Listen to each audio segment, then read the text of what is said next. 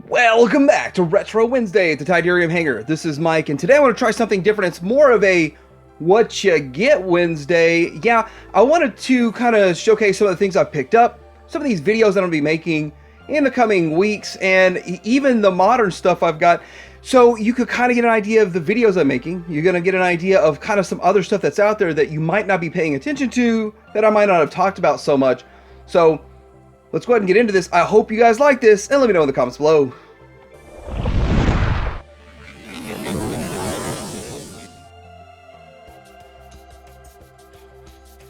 So I do want to start out with the Castle Grayscale. This is the Origins Castle Grayscale, and I did get this one from Target, and I linked down below in other videos, I think, for the Amazon. And I think Amazon's better. I think Amazon will ship with a shipper box. This here did not come with a shipper box and arrived damaged, so I'll probably get a different one.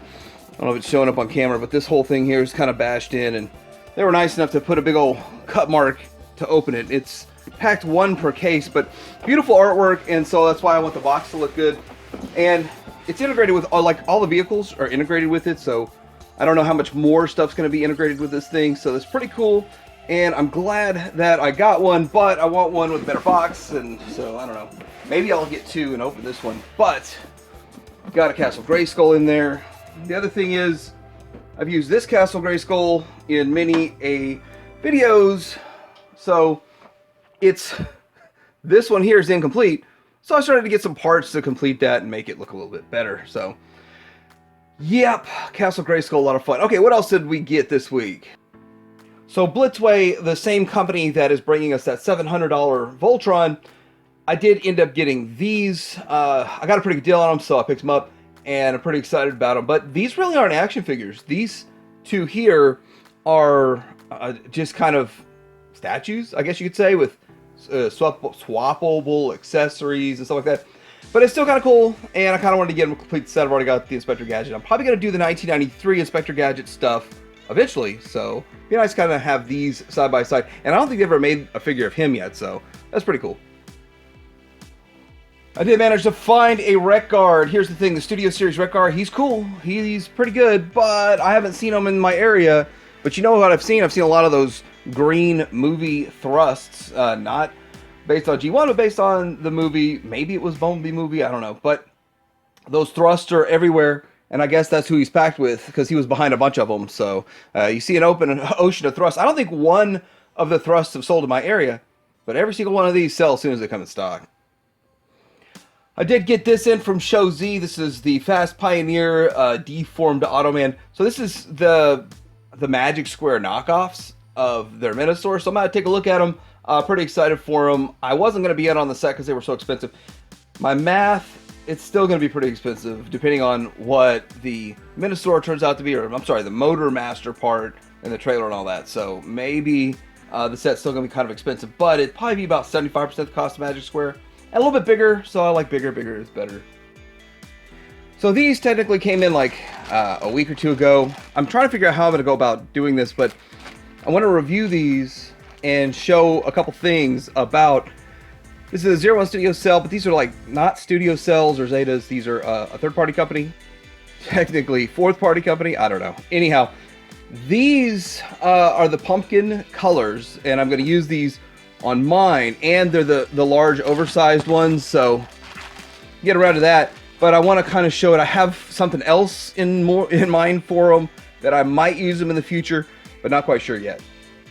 So next up, we've got the McFarlane Batman, and this really isn't my Batman, but my Batmobile, but I like it. I actually had one of these. My buddy wanted one, and I bought one, and then I bought a second one for myself so I could get free shipping for my buddies, and I gave it to him. Then he came back a couple years later. He's like, "Hey, you still have that other Batmobile? Can I get it from you?" And I just let him have it. So I've been regretting it because I think the 2016 or something like that one, and it was made of die-cast or something. It was really nice.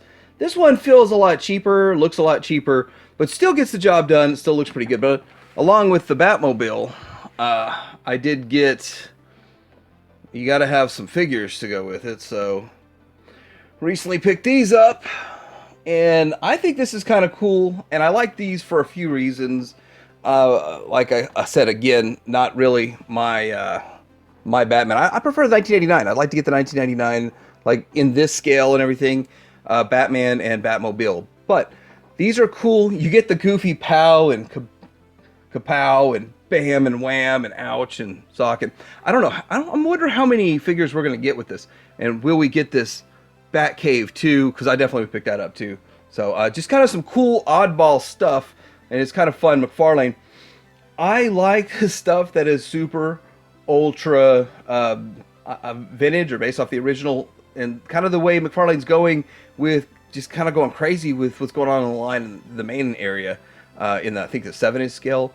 Some of that stuff doesn't really appeal to me so much, so I don't really buy it. This is what appeals to me the most. And I know that these have been done in the past, but I think these look great. Maybe the best that they've done, matching this lightness. And they're not super articulated, so they still look really good. You don't have a lot of breakups in all of the feet and ankles and all that. So now we're getting into some Black Series, and this is Tech. I picked him up, actually more or less for my son. I wanted to make sure I got him. We actually had to drive out of town to find some of this stuff, and this guy, we just never found him in town. We never found one remnant of the wave. Out of town, lots of places had like a Lando laying there, so we were able to get our Lando pretty easy. But getting this guy was hard, and we just lucked out, I guess. But I think that as this wave starts showing up a little bit more and more, it'll be easier to get them. But you can't really complete your team without Tech, because you got to have Hunter, Ricka, Crosshairs, and now we got Tech, so we got 4 of them so far. So this was something a buddy of mine hooked me up with. Well, I don't know if it was hooked up, $70. Let's move the camera out a bit. I never understood why this thing was a $100 item online. And all right, I can't get it to work now. There it goes. That's what it does. So it's kind of cool. This is from Starship Troopers, and it's the bug. It's the fighter bug. I can't imagine anybody having a bunch of these because they're so big. But that toy line was probably a failed toy line. The movie was maybe considered a failure itself. Let's move this out of the way. Kind of slide him in here a bit.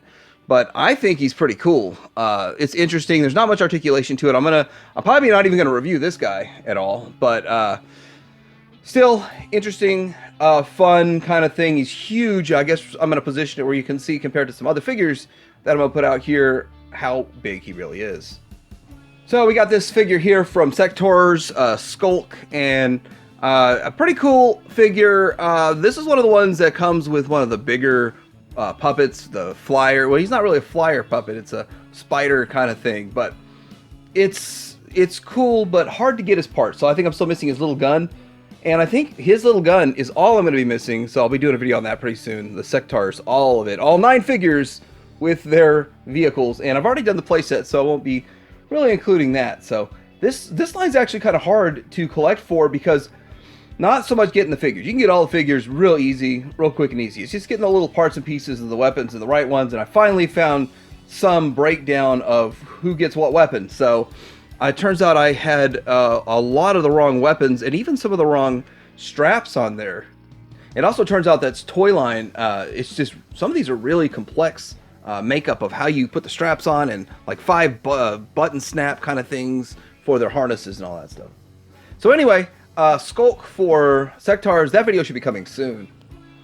Next up we have Dirt Courage here.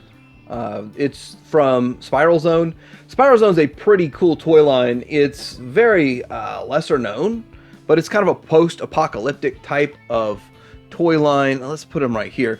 I like the toy line itself. I was deterred by it when I was a kid because of the cloth goods and the size of the figures and all of that, but I really like the vehicles the most.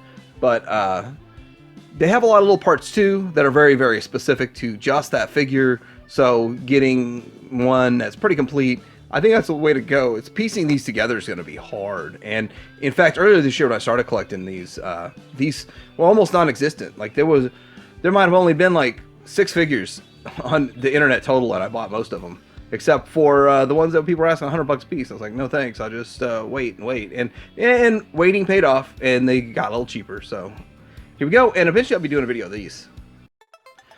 So let me know if you guys think this is a good idea for videos. I plan to do one maybe once a month, Maybe it won't be the entire Retro Wednesday, but maybe it'll just be a random video.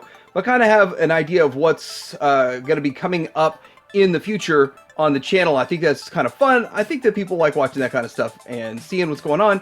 Plus, it also kind of lets people know what to expect in the coming days and weeks. Let me know what you think in the comments below. Like and subscribe. Tydirium Hanger out.